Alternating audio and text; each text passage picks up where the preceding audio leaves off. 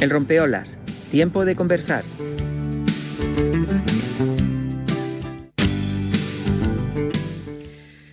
Efectivamente, tiempo de conversar. Y para conversar, a mí me encanta, de vez en cuando suelo llamar a un gran explorador, porque todavía un amigo mío me decía ayer, pero todavía existen los exploradores. Digo, hombre, ¿cómo que sí existen los exploradores?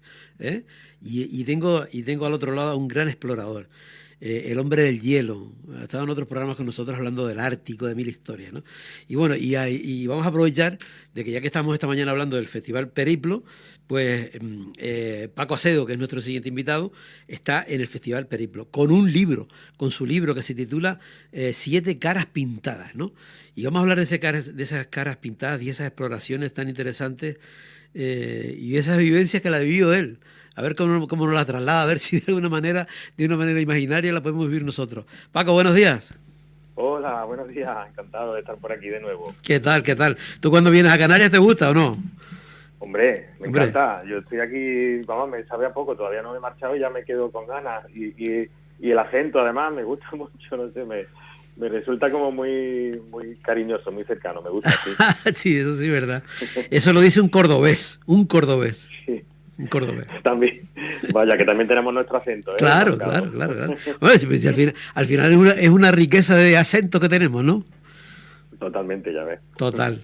Bueno, Paco, una vez más, explorando, que me decía esto mi amigo ayer, que si todavía existían exploradores, ¿no?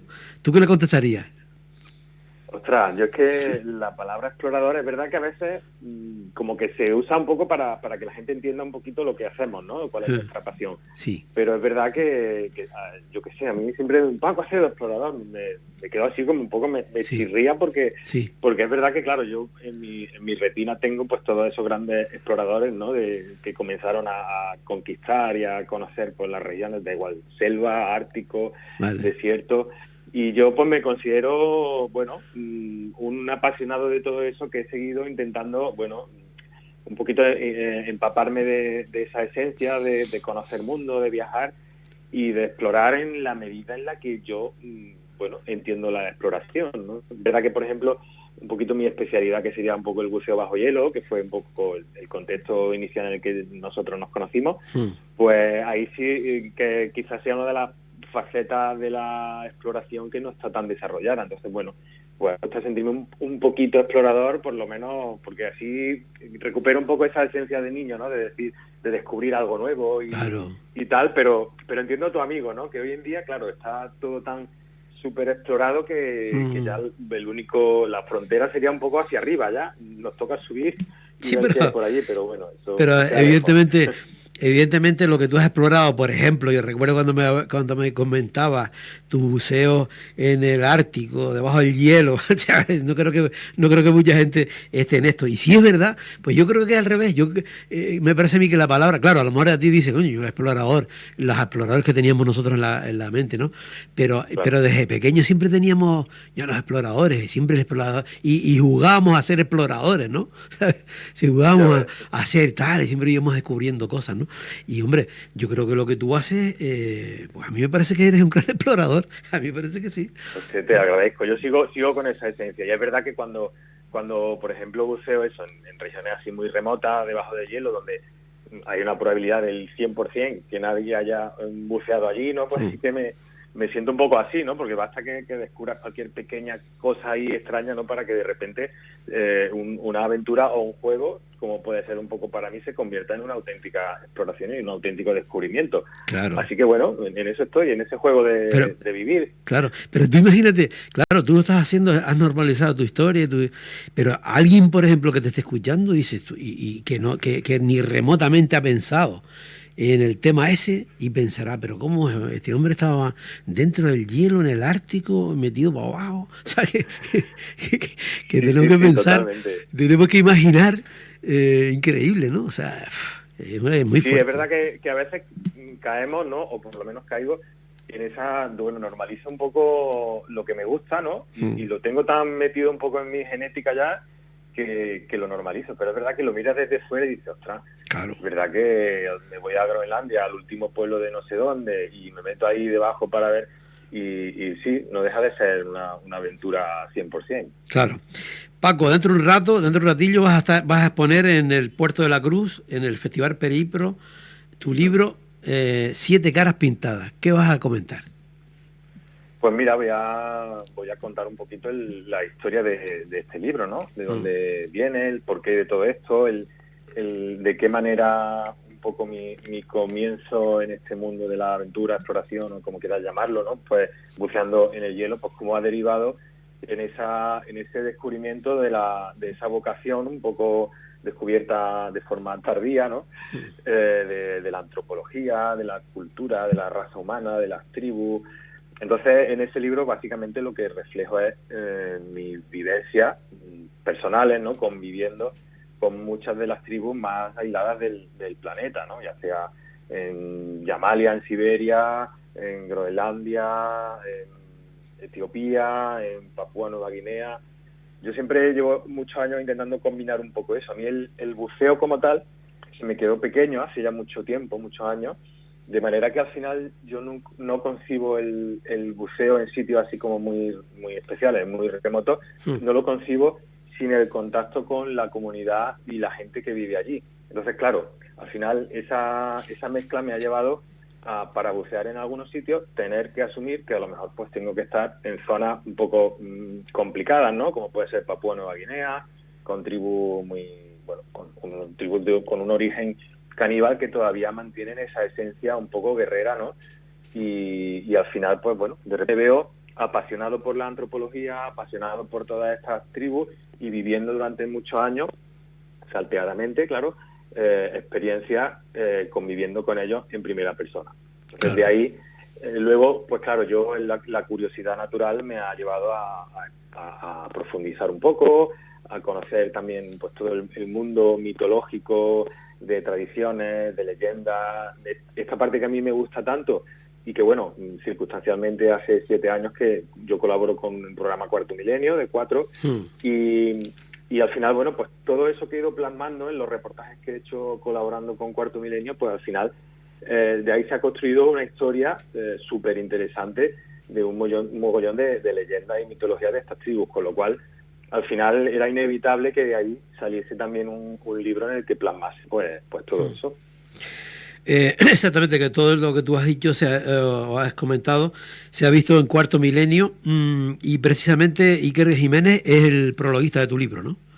Sí, tuve el honor y la suerte. De hecho, yo creo que él fue un poco el que me incitó a eso, ¿no? Yo creo que la primera vez que hablé contigo fue presentando el libro Las 2 caras del hielo, que estaba más focalizado en el buceo bajo hielo y mi experiencia en las regiones polares.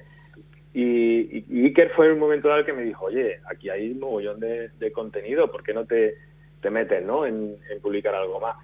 Y claro, ya bueno, de repente dice, oye, pues si he publicado un libro, ¿por qué no hago un segundo, no? Y al final él me dijo cariñosamente que él se ofrecía a poner su granito de arena y ya ves tú, todo un lujo tener ahí las palabras de Iker, a quien admiro enormemente. Y bueno, cualquier persona que lo siga o lo conozca en persona, yo me parece un tío auténtico, un apasionado de lo que le gusta y una persona muy seria, muy implicada con su trabajo, con lo cual para mí es todo un honor tener sus palabras en mi libro. A ver si un día podemos hablar con él, a ver si un día sería interesante conversar con él un ratillo. Mira una cosa, tú hablas, por ejemplo, de esa relación, ¿no?, que tú dices en ese entorno geográfico, que tú exploras, que tú vivencias y tal, pero eso lo llevas también unido entonces a la parte humana, al grupo humano que está en ese lugar, ¿no? Sí, totalmente. Yo no concibo la separación. De hecho, al final, a veces incluso derivo un poquito en más desarrollar esa parte. Ahora, por ejemplo, este verano estuve durante mes y medio en la Amazonía, metido buscando, bueno, un par de los Yanomami, los Maché, que son algunas de las comunidades que todavía quedan semi-contactadas, o sea, tienen un contacto, pero están muy aisladas y muy perdidas. Y ahí, obviamente, siempre me da la tentación de decir, oye, y aquí en el Amazonas bucear, pero bueno, en cuanto lo miras dices, pues imposible, ¿no? Un río que es puro barro y muy complicado. Y al final, pues a veces focalizo un poquito más en conocer esa parte de comunidades o tribus, como lo queramos llamar, grupos humanos aislados. Al final dejo un poquito de lado el buceo y digo, oye, es que es tan apasionante conocer todo eso, sobre todo tribus que no es que tiendan a desaparecer, sino que su cultura y su forma de vida pues sí tiende a desaparecer, porque al final inevitablemente que el progreso llega, llegan los problemas, ¿no? Como ocurre ahora, por ejemplo, en Brasil, ¿no? Con la Amazonía y todas estas comunidades que están aisladas, que al final, pues entre la minería, el tema de la tala de árboles, el tema del petróleo, no sé qué, al final, pues van haciendo que desaparezcan. Yo, para mí es una suerte poder vivir y convivir con ellos. Por ejemplo, los Yanomami, te digo como pequeña reseña para que entiendas qué tipo de tribu estamos, de las que te estoy hablando. Los Yanomami es una tribu que cuando alguien muere, directamente lo incineran y se comen los restos, ellos mismos, de sus propios muertos. Entonces, imagínate, ¿no? El nivel de arraigamiento que tiene esta gente con su cultura y su vida en la selva, en la que, básicamente su vida consiste en sobrevivir y en mimetizarse con la selva y con el entorno natural. Entonces, vivir esa oportunidad de conocer esto, para mí, es toda una suerte, y de ahí, pues imagínate, que pueden salir libros, ¿no? Y tú que te acercas a ese grupo humano, por ejemplo, ¿no? Cada grupo humano lleva su propio desarrollo evolutivo y punto, y no vas a modificar, no se puede modificar nada porque ellos llevan su ritmo y sus maneras, ¿no? Claro, sí, yo lo vivo así y así lo expreso también en el libro, ¿no? A veces caemos un poco en la tentación, ¿no? De juzgar un poco, ¿no? A estas comunidades que viven con tradiciones, algunas muy bárbaras. Por ponerte un ejemplo, ¿no? En el Valle del Omo, en Etiopía, pues hay algunas comunidades, los Mursi, pues son tribus que viven súper aislados en un valle, que por eso han permanecido con esa esencia, ¿no? Porque están muy fuera de todo, porque, están ahí en un valle perdido, y estas tribus, pues por ejemplo, siguen manteniendo la tradición, no una tradición, ellos piensan que pueden existir niños mingi, que son niños malditos, pues que simplemente por tener, imagínate, ¿no? Que les salgan los dientes de arriba antes de los de abajo, ya se consideran niños malditos que van a traer calamidades a la comunidad y al grupo, entonces directamente los sacrifican. Todo esto, claro, es un poco heavy de entender, porque claro, además, países que hay cierto movimiento turístico, ¿no? O sea, que tú puedes contratar un viaje a Etiopía y a ciertos lugares pues te pueden llevar a verlo, y uno piensa, esta gente ¿cómo va a hacer eso? Pues sí, si rascas un poquito y te vas allí, convives con ellos y ves la realidad de estas comunidades, ves que tienen todavía, pues imagínate ese nivel de esencia, porque al fin y al cabo esa es su esencia, y es lo que te decía, y me parece una barbaridad juzgarlo y decir, mira, qué barbaridad, qué bárbaros, ¿no? Estas comunidades. No, yo los miro siempre desde el respeto y de entender, claro, que están, es como una ventana al pasado de la humanidad. Eso es lo que había hace, no sé, tantos cientos de años. Entonces, juzgarlo con nuestra visión, pues me parece una falta de respeto, porque al fin y al cabo, nosotros también hace X tiempo también estábamos quemando a la gente en la hoguera, ¿no? Porque pensábamos que eran brujas o brujos. Entonces, simplemente mantener el respeto, entender que hay un proceso natural como especie animal o humana. Claro, o como es que si no, nosotros seríamos como una especie de invasora, ¿no? De alguna manera, ¿no? Sí, en claro, esa cultura, ¿no? No tiene ningún sentido, yo que sé, hacer eso. Yo, por ejemplo, ahora en la Amazonía, cuando estaba, coincidí en una avioneta pequeña volando hacia una comunidad aislada con 2 o 3 católicos que iban allí a llevar la palabra de Dios y a intentar al final,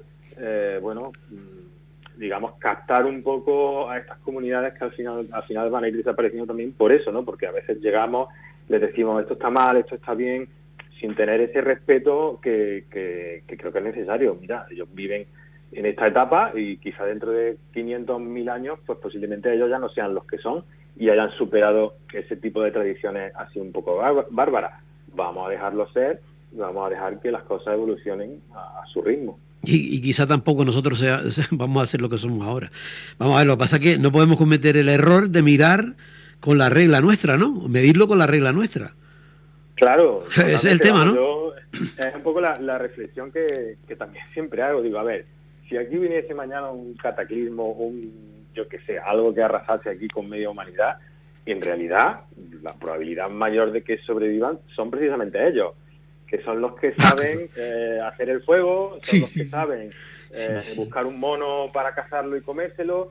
A nosotros, como nos quiten la luz, nos quiten el agua, el internet y 4 cosas, a ver quién, pues aquí todo el mundo darse palos para buscar comida, ¿no? Y para... No sabríamos sobrevivir, no podríamos sobrevivir. Claro, o sea, claro. Ellos basta con que le pongan un río y una zona donde haya animales libres, pues ya se buscan ellos la vida para sobrevivir. Claro. Mira, ¿y cómo fue tu experiencia? Porque antes estás comentando el tema de que aquella vez también lo comentaste, pero como tengo tantas pocas oportunidades de hablar con alguien que haya estado entre caníbales, ¿cómo te lo tengo que preguntar otra vez? Cuéntame lo de los caníbales, ¿cómo es el tema? A mí bueno, el canibalismo en realidad, basta con que investigues un poco, es algo que se ha extendido, ha estado coexistiendo en muchísimas partes del mundo, incluso Europa. Ha habido zonas donde el canibalismo se ha llevado a cabo. Es verdad que, bueno, por ejemplo, de zonas como de Papúa Nueva Guinea, ¿no? Que quizás son las últimas tribus así con un origen más cercano caníbal, ¿no? Hace 100 años sus abuelos practicaban canibalismo.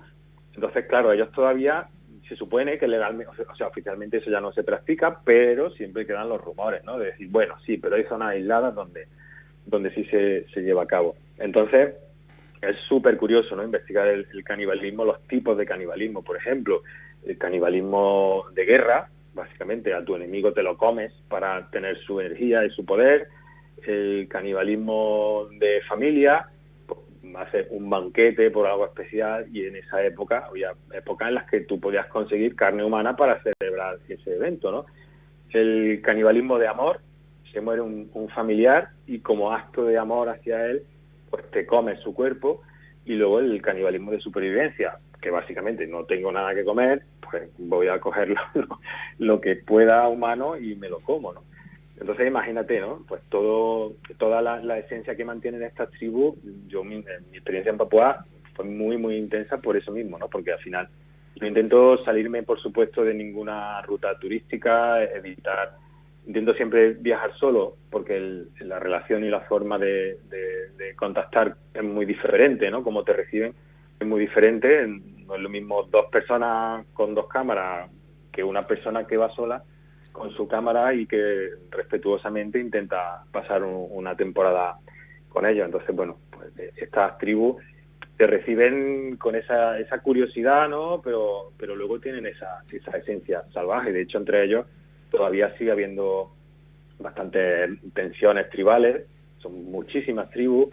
Papúa Nueva Guinea, pues ni siquiera ellos se entienden, ¿no? Hay tantas variantes en el lenguaje y son tantas tribus tan diferentes, dispersas, que al final cuando hay un choque entre ellos, pues básicamente van a matarse. Y además, bueno, eso me lleva, ¿no? al valor que le dan a la vida, que claro, ellos, este tipo de comunidades donde la supervivencia básicamente es lo más importante, de hecho, pues tienen más o menos hijos en función de lo que necesiten, si necesitan tener más varones para cazar más o tal. Entonces, bueno, pues la supervivencia es de lo más importante, con lo cual la vida humana como tal ellos no la perciben así, la perciben como, oye, aquí sobrevivimos y si hay que matarse no pasa nada, ¿no? Me mato porque él es mi enemigo, y si yo qué sé, si me roba las vacas, por ejemplo, como ocurre en Etiopía, pues yo voy y le mato, y encima le mato y tengo el prestigio y el aplauso de toda mi comunidad porque soy un auténtico guerrero. Entonces, claro, es un mundo tan diferente que nos puede un poco sobrecoger, pero ya te digo, como te decía, mirándolo con la visión como si fuese un agujerito, mirando al pasado de la humanidad, en realidad es una suerte que todavía existan este tipo de lugares con esta esencia tan auténtica. Fíjate tú que a lo mejor en nuestro mundo hacemos la guerra y en el fondo se parecen bastante, o sea, no es lo mismo, pero matamos al otro porque no sé qué, porque no sé cuánto, ¿no? Y a veces nos llama la mano a la cabeza y pero ¿cómo es posible que todavía a estas alturas estemos y estemos asistiendo a lo que estamos haciendo, ¿no? Mira, Paco, yo no sabía que existían clases de canibalismo y entonces cuando uno le dice a la pareja que te comería, veo que hay otros lugares en el mundo donde realmente eso se lo llevan a cabo tal cual, ¿no? Sí, oye, pues mira, curioso, ¿no? Esa expresión seguro que tiene algún origen que viene de por ahí, ¿no? De algún... Te comería viva, ¿no? Como si sí. O te comería vivo también. Sí, o te comería vivo. Esa... Bueno, quién sabe, ¿no? Si eso viene de alguna expresión en la que... Pues en época pasadas, pues oye, pues si había que comerse... Yo creo que sería un buen caníbal, en el sentido de que yo, a ver, es verdad que tienes que cerrar los ojos y beber un poquito de agua, pero si al fin y al cabo la carne es carne, ¿no? Y es verdad que un cuerpo que ya no tiene vida, al fin y al cabo, a veces lo pienso, ¿no? Cuando veo ahí los filetes, las patas de vaca colgando, dices, bueno, pues si al fin y al cabo mi pierna tiene poco de diferente a esa pierna, ¿no? Claro. Si hiciese falta, bueno, pues no sería simplemente un trozo de carne para sobrevivir. Es tremendo, tremendo. Paco, oye, te doy de nuevo las gracias por haber compartido un ratillo con nosotros. Cuando tengas nietos, agárrate. Cuando tengas que contar las historias, no tienes historias tú para contarle, ¿oíste? Abuelo, cuéntame abuelo, cuéntame cuando estuviste... A veces me da un poco de vergüenza, porque tengo yo ahí vivido cosas, ¿no? Porque al final ahora cumpliré 47 y me siento súper joven, pero miro atrás y digo, ostras, la verdad que tengo ya alguna baterita que contar. Pero bueno, bien, estoy exprimiendo el tiempo que tengo, ¿no? Total. Hay que exprimirlo, se supone. Total. Paco, pues nada, te dejo para que dentro de un ratillo vas a estar ahí con los festivales. Ah, mira, una cosa, tu libro, eso sí quiero publicitártelo. Tu libro, Siete caras pintadas. ¿Y por qué pusiste, eso no me lo comentaste, por qué pusiste el título de Siete caras pintadas? Pues mira, muy sencillo. Un poco era un juego de palabras con respecto a la apariencia, ¿no? Que a veces el ser humano quiere dar. A veces estas tribus se pintan la cara precisamente para dar más miedo, para intimidar, para mostrar una cara que a lo mejor luego no son. Cuando se quiten esa pintura son personas, algunas súper cercanas, súper curiosas, cariñosas. Y a veces, bueno, pues un poco a nuestra especie supuestamente evolucionada nos pasa un poco igual, ¿no? Estamos siempre pintándonos la cara con el Facebook, con el Instagram, poniendo fotos, intentando aparentar cosas que a lo mejor en realidad no somos. Entonces, bueno, es un pequeño juego, ¿no? De decir, oye, vamos a dejar de aparentar lo que no somos, vamos a saber que detrás de esas pinturas hay seres humanos normales como nosotros, y vamos a respetar y a aceptar y entender pues dónde está ubicado cada especie humana en la etapa que le corresponde. Como diría el filósofo, nada nuevo bajo el sol. Nos adaptamos. Nosotros ahora utilizamos esto para que lo mismo que hacen ellos con las caras. Paco, un abrazo y muchísimas gracias y que tengas mucha suerte. Ah, y el libro se puede conseguir a través de librerías. ¿Cómo lo es el tema? Sí, están en muchísimos sitios. Librería, Amazon... directamente contactando conmigo y te lo mando firmado, que sería lo mejor. Ajá. Pero bueno, por ahí está en la red, fácilmente localizable. Siete caras pintadas, Paco Acedo. Gracias, Paco. A ti, un abrazo. Gracias. Adiós, un abrazo. Chao. Chao.